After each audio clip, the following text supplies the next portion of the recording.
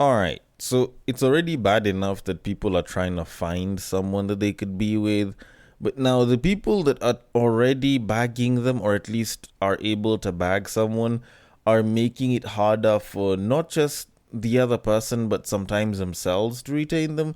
And it's not like it's even something that's that hard to do. Like, it's just people that are basically trying to play a game where they come out on top, yet it's a game that shouldn't even be played in the first place. Although, before I can say anything about this entire thing, first of all, why am I man? As I should have started with an intro. Welcome to the Breakdown Podcast, where I talk about love, sex, and relationships from a guy's perspective, as well as a bunch of other guy shit. The man on the mic is Sir Denver B. This is a shorter, less edity, no instrumentally version of the podcast where I get to talk about just one topic. And it's mainly because I'm sort of on break, so I'm not really doing much work. So this was kind of like a short piece of content that I can just throw out there so that, I can keep you guys occupied before I kind of come back with the full-on episodes. And, I can also give myself a chance to rest.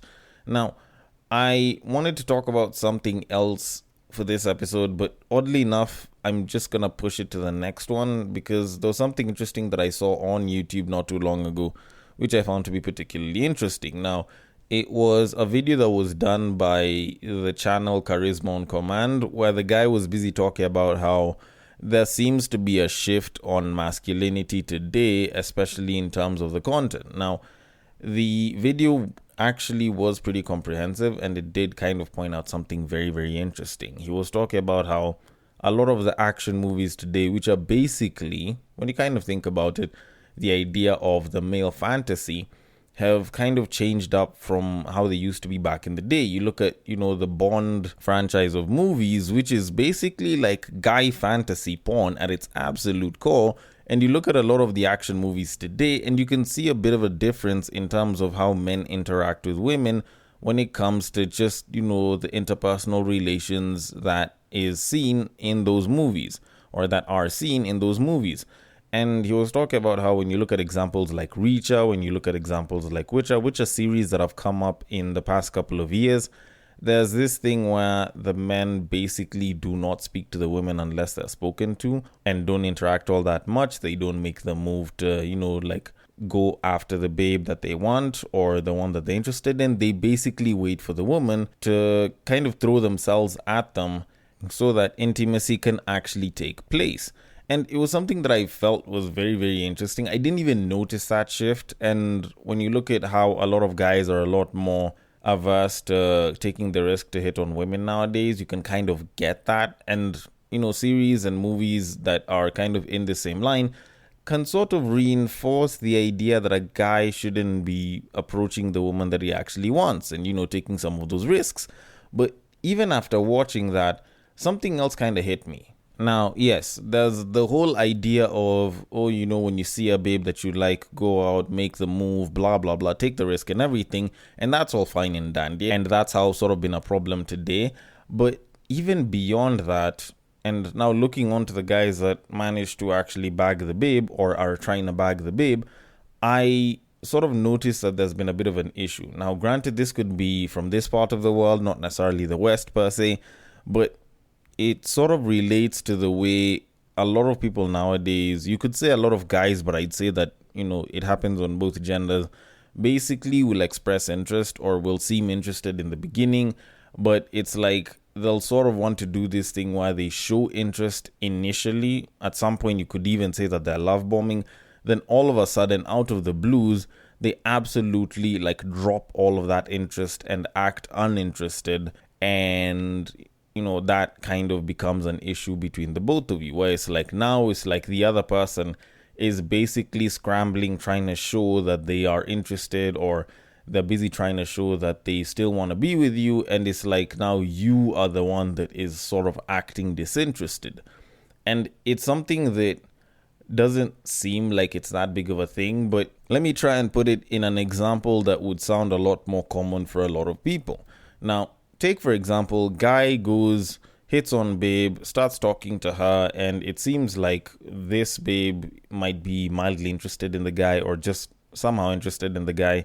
The guy goes, tries to, I don't want to say go above and beyond, but he goes, he expresses interest, he shows how interested in her on a day to day. The constant texting, they're talking quite a bit, they're showing, all of this like affection and just direct interest and desire and attraction for this other person.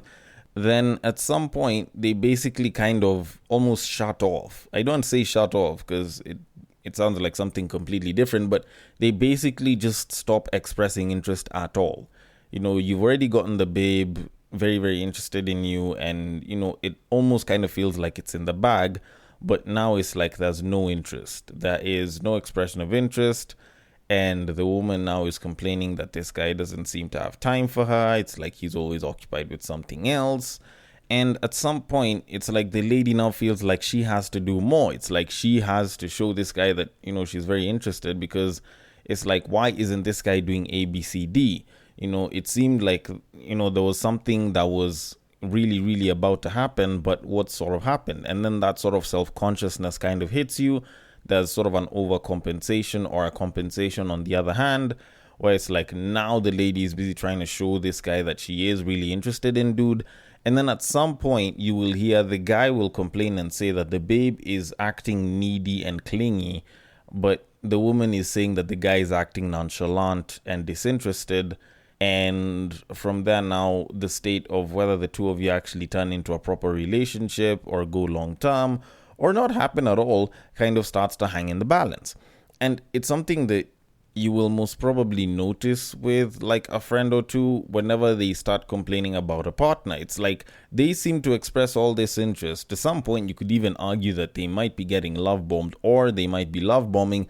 Then all of a sudden, at some point, it's like there's some expression of disinterest that just comes out of the blues. And it's sort of a game. Okay, can I call it a game? To some degree, it almost feels like it's a form of emotional manipulation that's done. But essentially, it's like now you want to create, I don't want to say a sense of dependence, but almost like this desire from the other person to kind of want to stick to you. And I usually look at that and I hear stories of that. And what normally clicks in my head is that it's almost like a game of playing interest then disinterest. And it kind of does affect a lot of people nowadays, which is why you hear a lot of talking stages don't go very far. A lot of situationships don't turn into relationships. And it's like the interest is developed then kind of killed. And it's not like there's a lot of time that's taken. It's not like the woman's even playing hard to get. And that's the thing that I find particularly odd. Like, if the babe played hard to get and did that for a while, then I could understand to a certain degree because, as a guy, you kind of run out of gas at some point. Yes, maybe she'll have come around, but by then, if you've run out of gas, you've kind of probably also run out of interest because, you've kind of done so much to be with this person. But this isn't something that takes all that long. This could be something that will happen over weeks or maybe even like a month or two. And I know that for a lot of the people that do this intentionally, there is sort of a thought process behind it, which I don't entirely agree with all the time. And it is that thought process whereby the least interested person usually has the most control in a relationship. And the thing is, this is something that is known to some men. It is known to some women. You could even say a lot of them. And it does tend to fuel some of this behavior to a pretty good degree. Because it's like, oh, now you're the disinterested person. And it's like the other person is constantly trying either to show interest or they're complaining that you need to show more interest. So that whatever potential it is that the two of you have of actually creating a fairly good partnership is actually realized. And you find that, like, the people that are doing this are basically trying to ensure that at all times they're basically at the top when it comes to the whole idea of, you and your partner and the kind of dynamic that you guys have. Why it's like, because you're at the top, you can dictate more things, you can make the final decisions, you could basically boss the other person around because they want to be with you and they're willing to do what it takes, or at least are willing to compromise to a pretty good degree so that, the two of you can actually work out. And it is pretty sad because on one end, it's like one person is constantly trying to win by trying to show the least amount of interest. And then on the other side, that is someone that is trying their best to ensure that the other person recognizes their value so that they don't have to work as hard anymore. And it's like there's this constant work that's being done by one side or the other up until it gets to a breaking point, or up until the other person kind of smooths things around and kind of like proceeds to make the relationship a lot more official, or makes the relationship actually like a realistic thing. But now, before you get to that level, it's like the person that is showing the least amount of interest is trying not to show any more interest because they don't want to seem like a simp. They don't want to be the person that's on the, I don't know, the giving or the possibly quote unquote vulnerable side in that entire dynamic. And it's like they're always trying to stand and like show that they're on top. And more often than not, you find that much as this tactic can work for someone that is deeply into you, it doesn't work all the time. So there are some instances where two people could actually do very well together, but because someone is playing this game, you find that it doesn't last very long because the other person either wisens up or just recognizes the fact that they deserve better, and they very easily just choose to move on and out from the entire thing, because at that point they kind of do recognize their value and they definitely want more. And the thing is, most times the people that are kind of playing this game usually tend to think that they know where the end point is. The only problem is that endpoint isn't the same for everyone. For some people, you could choose to not talk to them for a week, and then you come back and you apologize and you talk to them all nicely and maybe try and do one or two things for them, and you could keep them. But for others, like, you stay silent for like 2-3 days and they will either be hooking up with someone else, moving on with their lives and claiming that they're officially properly single, or both. Like, it's not like it's a set sort of boundary or marker for every single person. So playing this game, while it does seem like it can put you at the top, does come out as particularly risky. But even then, you don't even need to do that. You don't need to play with that anticipation window so that you could have this person stick to you. More often than not, if you just express interest and you let things flow naturally for the most part, not unless if you're with someone that just does not properly respond to just natural shows of interest from your gender, then there's a very good chance that you can actually make something very good work from it. And I think that's something that I believe more and more people should kind of get into. And so, like, I'm one person that would very openly state, you know what, if someone is interested in you, let them show that interest. Let them not just talk about it. Like, if they can show that interest on a regular, I won't say day to day, but as much as they can, then it's something that genuinely does show that this is someone that would definitely want to be with you, so you might as well just, give them a shot. But if they're expressing interest today and they're not expressing interest tomorrow, then now it does kind of hang in the balance whether they're interested in you or not. And in as much as I am very pro relationship, I probably would advise someone that, you know what, if the other person doesn't seem to show interest, it's okay to up and leave. It's okay to say, you know what, I don't think you seem very interested, so I'll just leave you be and kind of move on. Now, what that'll do is, if the person is interested enough in you that they're willing to get off their high horse, then they could come back and try and fix things, all right?